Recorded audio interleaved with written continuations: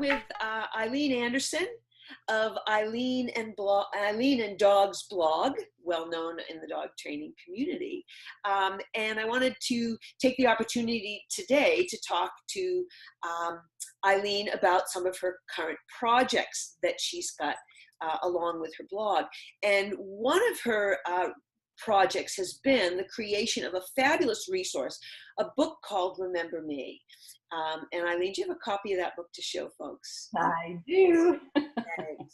And this is to help folks who have dogs who are suffering from, or maybe suffering from, and you're not sure what's going on with your dog, canine cognitive dysfunction. So there's that resource. And then the other resource, which is the sort of primary reason I've got Eileen here today, is to talk about sound sensitivities and sound phobias and why there's something that really deserve our attention, our serious attention. So, okay. So, hi, Eileen. Hi, Debbie. Thanks for having me. Yeah, I'm happy to be here. So what I was curious about, so like why or how did you get interested in this really specialized area of phobic or sort of, I don't know what we call it, pathological behavior that we can see in dogs in relation to sound? Well, for me, two things came together. Of course, it always starts with the dog, right? You get a dog who is scared of something or has a certain behavior problem, or you don't understand something and you want to know more about it. And I have a dog who is very sensitive, actually diagnosed as phobic to very high frequency sounds, little beeps and whistles. And that's what got me interested. The thing that gave fuel to my interest is that I have a background in music and acoustics. I come from a musical family, and usually people say that meaning, you know, and I have talent. But if you come from a musical family, you have an auditory approach to the world, you know, as opposed to people, you know, the majority of people who have a visual approach. And so, you know, if we're out walking or in the woods or in New York City or anywhere, and you say, what's that sound? I'm your girl. I can identify sounds. I know where they come from. I can repeat sounds. I remember conversations really well, which makes me really bad in arguments. Anyway, so I have an auditory approach to the world. Right. And so when my little dog started being scared of very particular sounds, I got very interested in that and wanted to be able to help her. Right. As it happens, I also have a master's degree in engineering that focused on acoustics.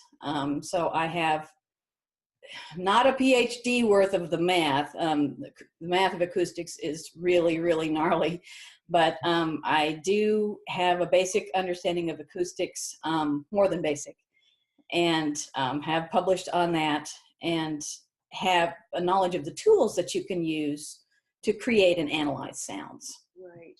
So there really is, this is a really fairly deep and sophisticated area of knowledge when it comes to addressing this problem. And of course, we tend to, in the dog training industry, kind of superficially gloss over things.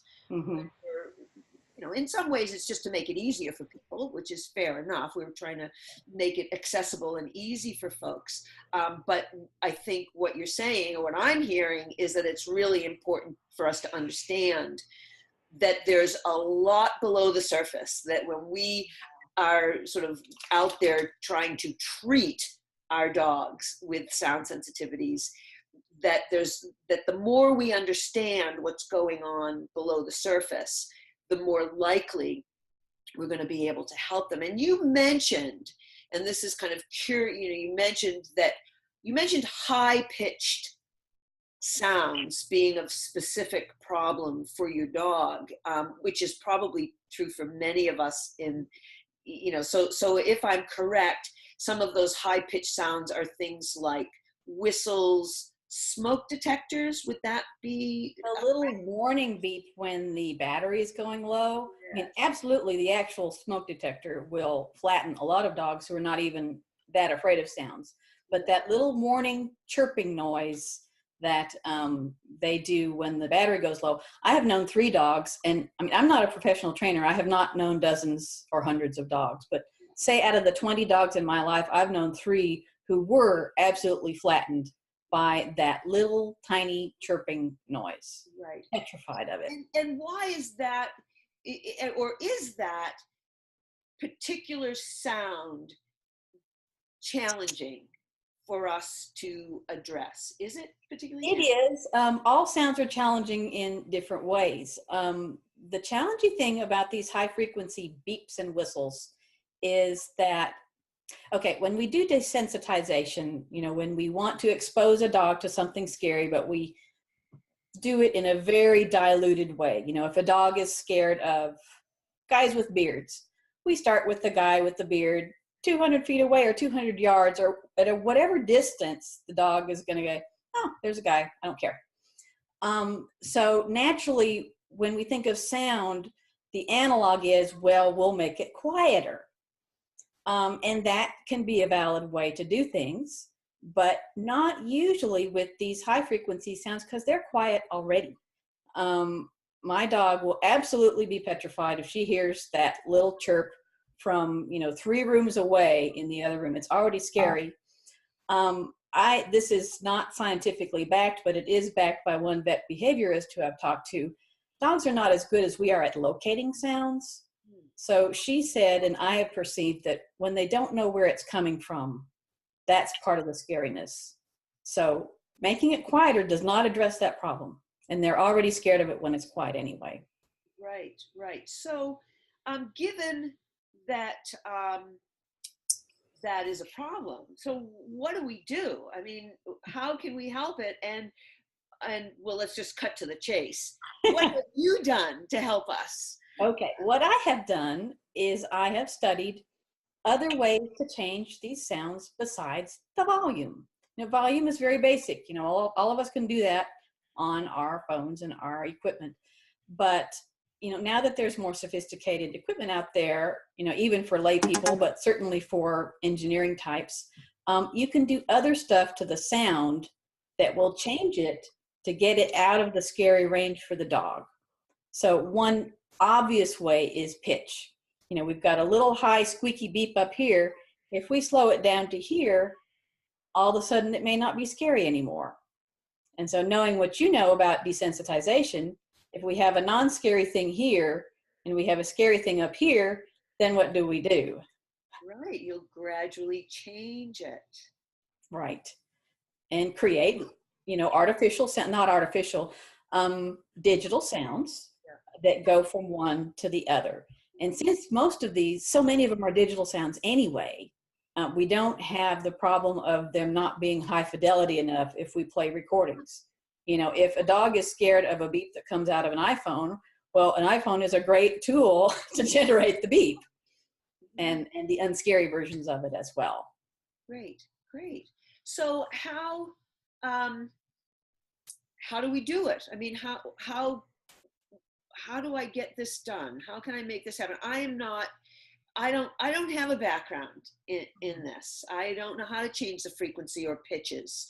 I wouldn't know the first thing about what makes one different than the other. I might notice that there's a difference, but I wouldn't be able to note any kind of systematic way to do it, to keep track of the changes. And you've actually solved that problem for me. Mm-hmm. Yes, I have. With this new resource that you've come up with called sound conditioning. Mm-hmm. So tell me a little bit about that, what you're doing with that. We're still in beta, and actually if anybody hears this and has a dog who is sensitive to these high frequency beeps, I don't touch thunder and fireworks. We can talk about that another time, why that sets a whole other set of problems. But I am testing this method with credentialed trainers and vet behaviorists. I did do it with my own little dog. We didn't do it with the battery chirp yet. I mean, that's like on the scale of scariness, that's just off the top for her. But I got a new bathroom scale a few years back, and it was the beep of that bathroom scale was just in her scary range. My old one was fine, the new one was not. And so I took that sound and I lowered the frequency. I also arranged it. This is hard to talk about. We don't have enough words to talk about sound, but you know how these little chirps and beeps are very discreet, just beep. Yeah. That seems to be part of the scariness too. Even if you make it a little longer, it doesn't have that suddenness to it. Yeah. And so I made the sound lower pitch and a little longer, and she was fine. And I did a very, very careful, the most careful I've ever been. I can be a sloppy trainer, but I was not going to be sloppy with my poor little dog's fear. Very careful exposures to raising the pitch. And she is good with the bathroom scale now. Wow. So see, the thing for me is that there are so many variables that I don't even think about. So that abruptness, the abrupt onset and offset is a variable that I wouldn't have necessarily factored in and thought about. So it's really helpful having somebody who's actually focusing and thinking about all of those pieces of the puzzle. So I think, often we talk about the dogs being afraid or being anxious. And of course, one of the things we always try to do when we're working with animals is to describe what we mean when we say the dog is scared. And I think a lot of us think, well, we know what that looks like. I know what that means. What happened to Zany when she was afraid of sounds? When Zany would hear one little peep of that sound, less than a second long, one little noise, her tail would go between her legs, her ears would flatten, she would start to pant, she would go kind of catatonic, she would sit and be unresponsive, she would shake. But the thing that people often don't realize, that went on for hours. She didn't recover for hours.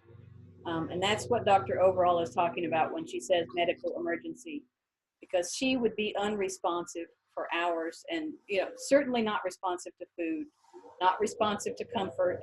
She would be basically catatonic.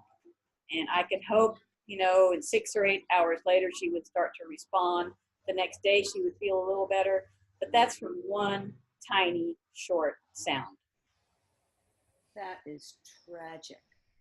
It is. I mean, that is just the thought of living, having to live with that. So, and it's a good, I think, not that I'm glad that it happened, but it's a good example when you talk about sort of that catatonic response, which often it's really easy for us to identify fear and panic when the behavior is aversive to us. Like when we have a dog that vocalizes, that urinates, that defecates, that whines, that paces, that scratches at the door, all of those things, those behaviors are really, they kind of are upsetting to us. And we go, oh, this is a problem. I've got to stop this. I've got to deal with this. When we have dogs who don't necessarily behave that way, instead sort of go somewhere, are quiet, we can go about our lives. Yeah. And think, oh no, no, it's not a problem. Right. Right. It isn't really that bad, because it's not that bad to us. And right. So I think that's important for people to think about, because there's going to be a spectrum, of the dog who you're talking about, which to me seems like a very extreme example, where you're seeing one small event going over the course of 24, 48 hours, where we might have a dog. And this is where it's really, really important that we need to get onto this as soon as possible, because the first few events of that sound, we don't necessarily know, unless you were there to observe it and you said, we don't know that it didn't get worse Right. after every event, and that's where why we have to be so careful about getting onto it as soon as possible and not mucking around. Yeah. Because we might have started off with a dog who the first time they heard it got startled and scared, and had we gotten in there right away, had we gotten in there, we might have been able to prevent it getting worse. So it is sort of that, and I do use the example often of, you have an infection in the dog's foot. If we deal with the infection with an antibiotic today, we might be able, to stop it. But if we keep waiting to see, we might eventually find out that we get to the point, we go to the vet and the vet says, well, had we dealt with this 2 weeks ago, the antibiotic, we might have saved the foot. But I'm sorry, we've lost it because we didn't address it. And I think that that's why these sound phobias are so important to address. And I'm so glad you're there, because otherwise, most of us wouldn't have anything. We wouldn't really know what to do. And even if we wanted to do something, we would probably do what I would have said, well, make it softer, make it quieter. But as you've explained, that isn't necessarily, or isn't going to be the most direct and helpful approach. Right. So, oh, poor thing. That's just, that is. And she's better. I mentioned I have not directly worked on that sound, because in between my fixing the scale beep and going ahead to do that, she got some generalized anxiety that was a separate thing. And so the vet behavior said, okay, let's not do any conditioning for a while. So I have never directly approached the battery chirp, but wouldn't you know it, she got exposed to one about 2 weeks ago, and she was upset. She took treats. She didn't go catatonic. She was shaky for about half an hour. And I'm sure she didn't feel great the rest of the day, but it was a marked improvement. And that was just from our general work on beeps and whistles, not from directly approaching that. So she did generalize our work, which made me so happy. You talk about a panic. When I heard that noise, it's like, please, no. I bet. But she's much better about that. Great. Oh, well, that's hopeful. That's helpful. It's good. It's good to know. So you alluded to the range of sounds that you're not focusing on in this, which include things like thunder and fireworks. And just so out of curiosity, so what's, well, two questions. Why? And the other is, well, what about all these other things that we're seeing? And I say this all the time to people with fearful dogs. It's like we have dollar signs on our foreheads, and people see us. You walk into a pet shop and there's now shelf after shelf of products for fear, anxiety, you name it. If we're looking for places to spend our money, there's no shortage of them. And I see it as death by 1,000 cuts. Some, maybe, well, it's only $10, it's only $12, it's only $20, it's only $30. And by the time you're done spending money on all of these things, not only have you wasted time, but every time you try to use that product in conjunction with the scary event, and it doesn't work, we're shooting ourselves in the foot, aren't we? Yeah, so, we really are. So talk a little bit about, your own sort of, why you focused on, why you're currently not, looking at that. And then what are some of the things that we can help people sort of be aware of when they're out there looking for something? Okay. I'm focusing on the high frequency noises because we can replicate them perfectly. Okay. If it's an iPhone beep, then I can do an iPhone beep and I can work up to that. With thunder, there's just a number of problems. One is that, okay, that is something where you might want to start with a lower volume for thunder. because, a thunder crash right over your house is a lot scarier than just a little rumble in the distance. No phone or device can put out the sound of those low frequencies that's in thunder with any degree of accuracy. They just can't. So you hear a little bit, and to us it resembles thunder because we know what thunder sounds like, but all those low frequencies are gone. It is not high fidelity at all. It doesn't even approach it. Even a home sound system, and usually those go down to be able to play, 60 cycles per second, which is a low noise, way lower than I can sing. And dogs can hear about that low. We can hear a little bit lower than dogs can. But even a home sound system cannot reproduce thunder accurately enough to where a dog would think, oh, that's thunder. Now, you may be thinking, well, then perfect. That's the perfect place to start. Start with a non-scary version, right? And if they're thinking, oh, that's not thunder, but you can't, there's nowhere in between. You can't get from where you are to the real thunder with the frequency problem.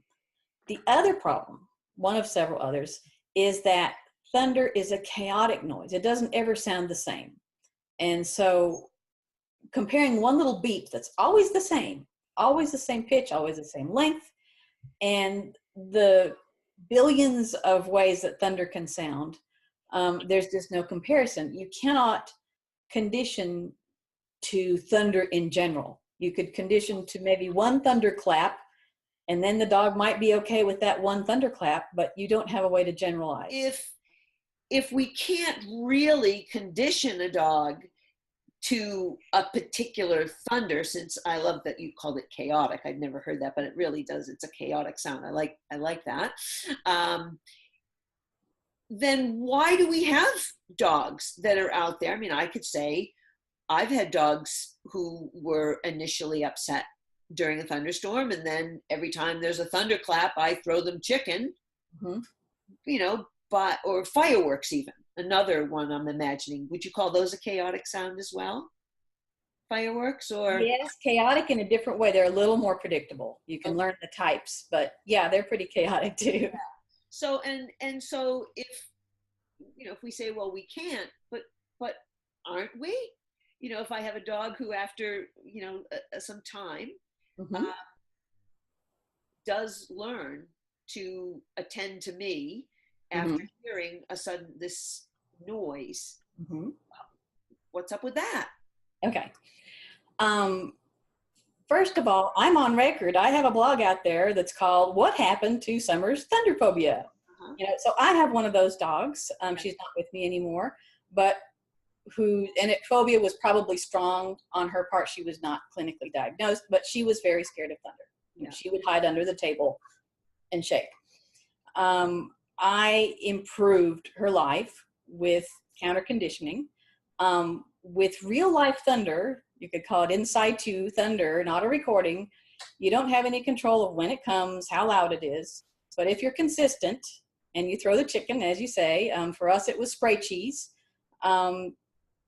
they can certainly generalize and make an association. Now, in Summer's case, it never got perfect. My other two dogs were like, hey, thunderstorm, yay, we love it, because they weren't scared to begin with.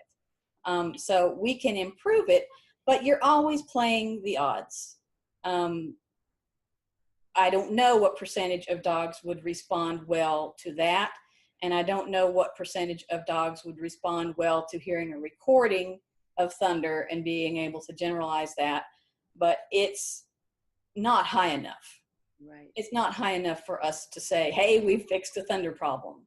Because there are some things for some dogs that are very, very hard to surmount. Yeah, and I should clarify that for the dogs who showed very extreme distress to it, I gave them medication. I was just thinking that. I was hoping this was the time to say, for the dogs, I was going to say it's insurmountable. It's not insurmountable, but you need other help. Yes.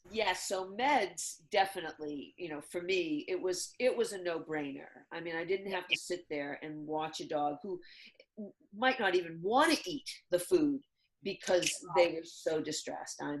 I don't need to see my dogs distressed, and Mhm. I'm lazy. I would rather get there sooner, and if meds are going to help that for my sake and for theirs, I'm going to do it. So what are some of the other considerations or problems with this?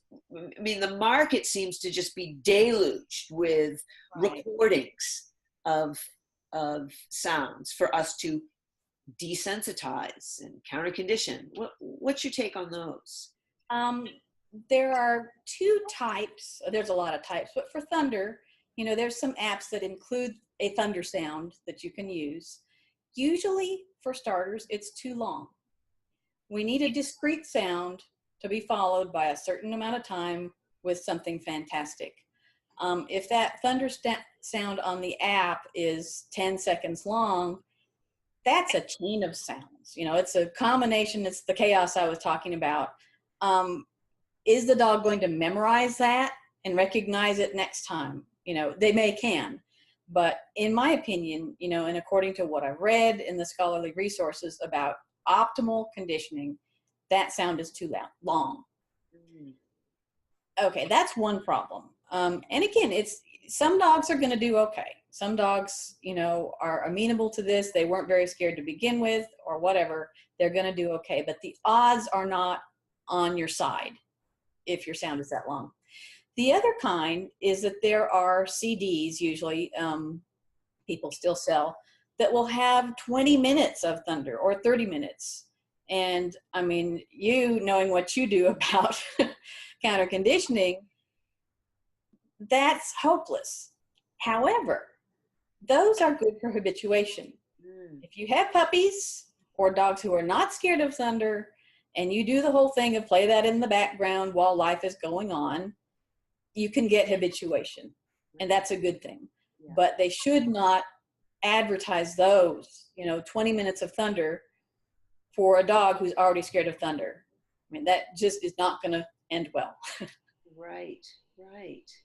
Yeah, wow, that's really good information.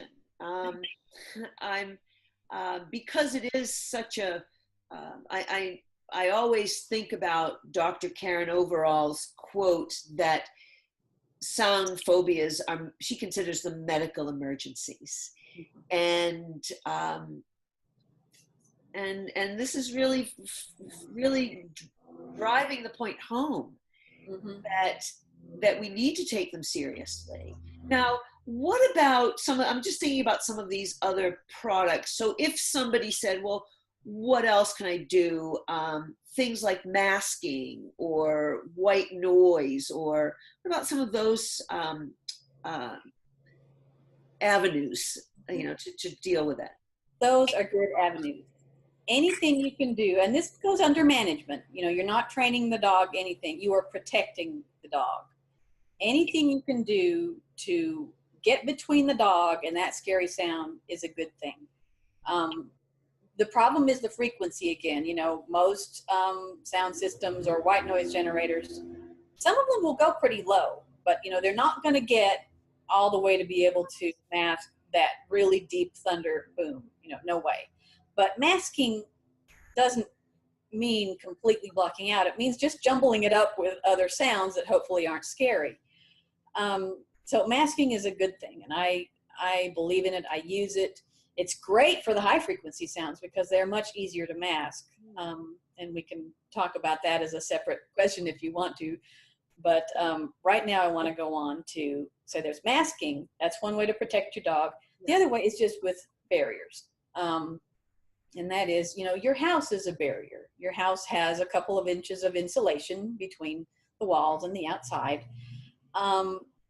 But you can't insulate, again, from thunder very well. Thunder, the sound waves are huge. They're enormous. And 2 little inches of insulation are not going to stop them. You know that because when you go in the center of your house, you still hear thunder just fine. And so I would caution people about products such as special crates that say, hey, we've got 3 inches or 2 inches of sound absorbing material. So your dog is not going to hear that thunder. Yes, they are. Yes, they are. Just like when you're in your bathroom, you still hear the thunder. So those are my cautions. But if you have a basement, that's going to absorb some of the sound. That's usually a good place to go. So anything you can put between the dog and the sound is a good thing. And any kind of masking you can do that doesn't scare the dog itself. I actually conditioned my dogs to taiko drumming, the Japanese drumming that's very dramatic and very loud. And they got used to my playing that music over our speakers. Well, it's great for masking thunder. It can actually mask some of it. But you can't play taiko music to a dog who's already scared of thunder, has never heard it before. Right. Yeah, I've often, though, you mentioned the crates. I mean, one of the things that just sort of came to my mind is, well, you basically have to lock the dog in a small little space and shut them in. That's right. And for some dogs that may be fabulous. You may have dogs that's what they want to do. They want to hunker down and get into a bunker, and and I wonder, they're ventilating systems. I mean, we've got this dog in a crate, but what about the dogs that would be terrified? I mean, even a dog who loves to be in a crate may find themselves completely freaked out. Yeah. Without being trained. I mean, you'd basically have to train this, and then the value for the effort of training the dog to be locked inside of a soundproof box, basically, or is it soundproof? I mean, that's the thing, is it actually soundproof? And what you're saying is not likely. Not enough. I mean, we are always so hopeful, for these products. And I think I think that a lot of people put these things on the market, not necessarily out of, mercenary, intentions, but I think that because of the lack of understanding, that, I mean, we see, this is true. Look, this is true in the industry as a whole. We have lots of people out there saying, do this is going to help. And many of them are well-intentioned. But we know that when it comes down to it, having this information that you have with your background to come up with a resource, a product, and a service, because the product is the sound frequency adjustment that you can provide people. Well, that's also the service, isn't it? That you can actually do that for people in an incremental way. Right. And will you also be providing people with basically the guidance, the step, do this today, do this tomorrow, do this, you'll provide that, basically the whole training package. Lay out the treats on Tuesday, nothing happens, put them away, things so that we don't get our predictions wrong. But it would come with a whole guide. And I'm going to probably do some off-the-shelf ones, but most of them will be individualized. People will talk to me about their dog, send me a recording, if they can, of the scary noise, and then send me recordings of noises that their dog does tolerate that might be a little bit similar. Like if the dog is okay with the beep when they lock their car, but not okay with the beep of the microwave, that's gold to me. I can go from one to the other. So people will need to give me a lot of information for the customized version of this. But I am probably going to do a couple of off-the-shelf ones, particularly for that battery chirp. But it's kind of a quandary to me because people could use these poorly and scare their dogs worse. But the difference between me and a lot of the other products is that almost nobody else says that. They promise this or say this is going to help. But any of these things, when you're messing around with sound, you have to be really, really careful. Right. I haven't solved that problem in my head yet. Yeah. And so, I think that it all goes back, as a trainer, myself, anybody, we know this. There are certain things, it's like, well, yeah, I can change the oil in my car on my own if I wanted to, and I wanted to learn how to do it. I could certainly do it. But if I don't put the washer and the cap back on as needed to, I could drain the oil, and then I burn up my engine. Mm-hmm. So there's the potential for harm, in lots of ways, in anything that we do. And unfortunately, I think that we tend to think of interacting with our dogs and training our dogs as something that, oh, well, anybody can do it. And it's Right. sort of like anything else. Yes, I can paint my living room, but I know that when I have a professional painter come, they do a much better job. They do it faster. And, it's just the way it is. And I'm willing to accept the defects that may come with me painting my own living room. But when we're dealing with the health and the well-being and the quality of life and long-term medical issues, concerns with the fact that if these sound phobias are indeed medical emergencies, Mm-hmm. As implied by Dr. Overall, then it really does make sense that we address them.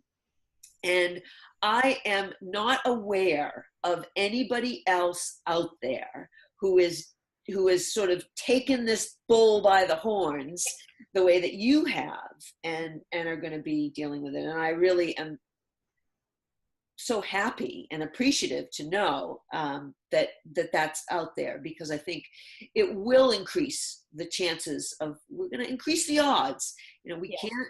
It's an odds game. Yeah. Yeah. I mean, we know that you give somebody a knife, they can cut their vegetables or they can cut their fingers off, and all we can do is try to give people the best information that we can. And this seems like really good information. So I'm going to make sure this is sound conditioning. Mm-hmm. I'm going to include the link so that folks can see it. So if you're interested in using, getting in touch with Eileen, this is how you can do it. I'm just checking I think that that's just great information. Anything else you want to add, Eileen, before we sign off here? Yeah, this may seem like a minor detail, but when I was talking about the ways that you can protect your dog from sound, I mentioned the barriers and I mentioned masking. There's also a product out, and I'm not mentioning any product names, good or bad, so I won't mention it, but people will be able to find it, that are sound protectors for your dog. I really like this product because they're very transparent about what it can do and what it can't. And the people who use it most seem to be pilots who take their dogs in their airplanes, and how loud a prop plane is going to be. Yeah. Do they call them that anymore? And motorcyclists. And you'll see the cute pictures of the dogs. And they don't claim to help fearful dogs. They don't claim to protect your dog from thunder. They lessen the decibels of some very loud noises that the dog will be next to. So we're mostly talking about fearful dogs, and there are some situations in which they could be helpful, but ear guards like that can help with high frequency sounds. So if you expect a barrage of beeps and whistles, you can teach your dog to accept these. You would have to condition them to the gizmo first. Right. But I did want to mention that as a viable product, and one where they're very honest about the application. Right. Well, that's great, because it is helpful to know if we are going to be spending our time and money on something that we're more likely, because, folks who know this throwing stuff against the wall to see what sticks is it just drives me crazy. Having done it, having done it myself, and realizing, wow, that was, not only was it a waste of time, but I think I really set myself back in ways that I may never have been able to recover from with my dog. Mm-hmm. So I like to be careful about that. So, well, that was great, Eileen. Thanks so much for joining me here. And good luck with this. And I'm really, really glad to be able to let folks know about sound conditioning. Yay, thank you. All right. Thanks, Eileen. You're welcome. Thank you.